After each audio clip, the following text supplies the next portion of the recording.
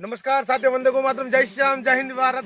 आज का जो विषय है आप लोगों के बीच में बहुत ही निंदनीय विषय आप लोगों के बीच में रख रहा हूं। हम सब लोग माननीय देश के प्रधानमंत्री नरेंद्र भाई मोदी जिनके समर्थक हैं, उनके एक इशारे पर हमने आज तक घर नहीं छोड़ा। वो लोग जहां पर थे, जिस स्थिति में थे, वहीं पर वैसे ही रहे हम लोग। उन्होंने कहा थाली बजाओ, हमने थाली बजाई। उन्होंने कहा दीपक जलाओ, हमने दीपक जलाया। उन्होंने कहा फंड दो, तो हिंदुओं ने फंड दिया। परंतु देख के देश का दुर्भाग्य देखिए। मैं कल की बात करूंगा। कल रात को 12 बजे हिंदुस्तान के भारत के गृह मंत्री माननीय अमित शाह जी रात को 12 बजे एक ऑर्डर पारित करते हैं।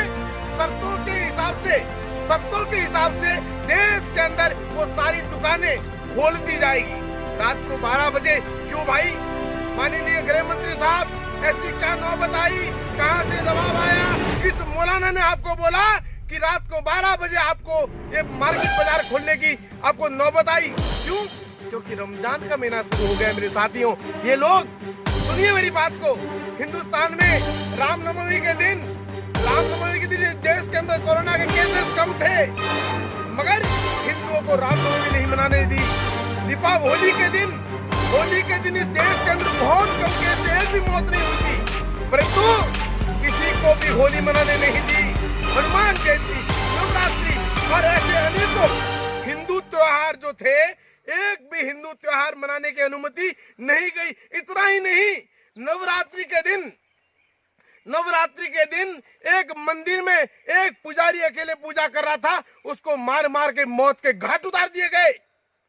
वहीं हिंदुओं के त्योहारों पर सब पे बैन लगाने वाले देश के प्रधानमंत्री नरेंद्र भाई मोदी जी ने और देश के गृह मंत्री माननीय अमित शाह जी ने, ये कौन सी आपकी कूटनीति है? ये इस्लामिक तुष्टीकरण की राजनीति क्यों कर रहे हैं? इसका कारण जब पूछता है हिंदुस्तान का हर व्यक्ति, हमें जवाब चाहिए।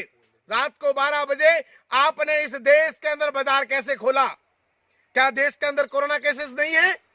आज इस देश के अंदर 23 से 24 हजार तक पहुंच गया है मामला। सैकड़ों लोग मर चुके हैं। उसके बाद भी इस देश के प्रधानमंत्री और गृह मंत्री जी, ये उनका मुसलमानों का जो ये धार्मिक कार्यक्रम है, उसके लिए उन्होंने पूरे हिंदुस्तान की दुकानें खोल दी।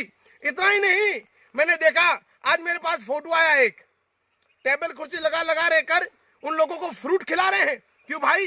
नवरात्रि में किसी हिंदू के घर पर उन्होंने 9 दिन तक नवरात्रि के उपवास किए, किसी के घर पे आपने फल फ्रूट भेजे? नहीं भेजे। माननीय प्रधानमंत्री जी, हिंदुस्तान की जनता आपसे पूछ रही है, हमें जवाब चाहिए।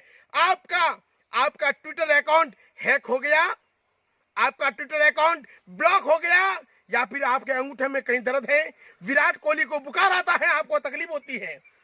विराट कोहली को बुखार आता है, आपको तकलीफ होती है? आप उस पर प्रतिक्रिया देते हैं। जैसे ही रमजान का महीना शुरू हुआ, आपने तुरंत ट्वीट करके उनको बधाई दी। महाराष्ट्र के पाल घर के अंदर मरने वाले उन हिंदू साधुओं ने क्या बिगाड़ा था तुम्हारा? अभी तक आपकी जुबान नहीं खुली, एक ट्वीट नहीं उन लोगों के लिए, एक ट्वीट नहीं, एक बयान नहीं आप लोगों का। महाराष्ट्र में 70 साल के बुजुर्ग संत को पीट के निर्ममता से उनकी हत्या की गई, और आपकी जुबान नहीं खुल रही है। और यहाँ पर इफ्तार पार्टी दे रहे हो आप लोग, बधाइयां दे रहे हो आप लोग। ये कौन सी राजनीति करना चाहते हो? हमें जरा कुछ बताने की कृपा करें आप लोग। आपको किसका दबाव है? आप किन लोगों से डर रहे हो? किन लोगों ने आपको डराया है कि रात को 12 बजे?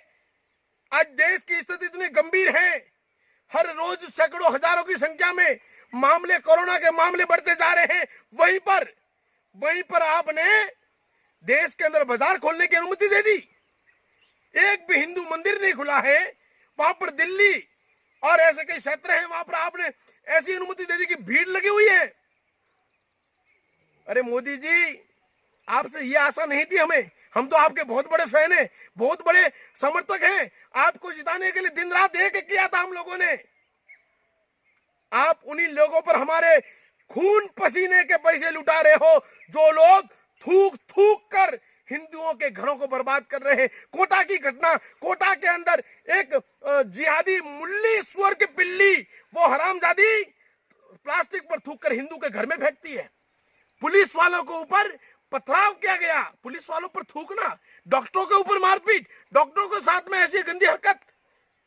और उन्हीं लोगों के लिए आप हिंदुओं का फंड बर्बाद कर रहे हो, फिर भी हमने कुछ नहीं बोला। परंतु ये दोगली राजनीति अब चलने नहीं देंगे। हम लोग साफ ब्राह्मण हैं, बोलेंगे, कुछ करेंगे, और कर नहीं सके तो बोलेंगे, और बोल नहीं सके तो लिखेंगे। परंतु अगर आपको उस गद्दी पर बिठाने की ताकत रखता है तो हम लोग आपके ऐसे कार्यों का विरोध भी करेंगे, समय समय पर आपको एहसास करवाएंगे कि यह आपने गलत किया है। इसलिए प्रदेश के नौजवान साथियों, हिंदू भाई बहनों, आप लोगों से निवेदन है कि आपको जो ये अंधभक्त बने घूमे हैं, आप सभी को पता है कि मैं मोदी जी का सबसे बड़ा फैन हूं, और गौ रक्षकों ने, हम गौ रक्षक गुंडे हैं साहब, हम गुंडे हैं, गौ रक्षा करते हुए हमें गुंडे की पदवी मिलती है, तो मैं तो कहता हूं दुनिया का सबसे बड़ा गुंडा मैं हूं साहब। इन गुंडों ने आपके लिए बहुत मेहनत की, इन गुंडों ने आपके लिए बहुत मेहनत की, मगर आपने हमें यह अवार्ड दिया गुंडा वाला, फिर भी हमने स्वीकार किया, फिर भी हमने आपका सपोर्ट किया, आपका समर्थन किया। परंतु ये गंदी दोगली राजनीति क्यों करी हमारे साथ में? ये दोगली राजनीति क्यों? रात को 12 बजे बाजार खोलने का ऑर्डर क्यों दिया गया?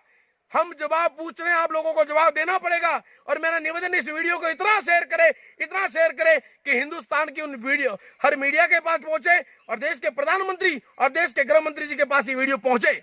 और शायद मुझे लगता है कि कुछ अंधभक्त ऐसे हिंदू भी बैठे हैं जो अंधभक्त होके बैठे हैं। मुझे पता है इस वीडियो पर गलत कमेंट भी करेंगे, करने वाले करने दो, मुझे कोई फर्क नहीं पड़ता, परंतु जो सच्चाई बात है ऐसे टाइगर राजपूत बोलेगा। धन्यवाद। वंदे मातरम। जय हिंद, जय भारत।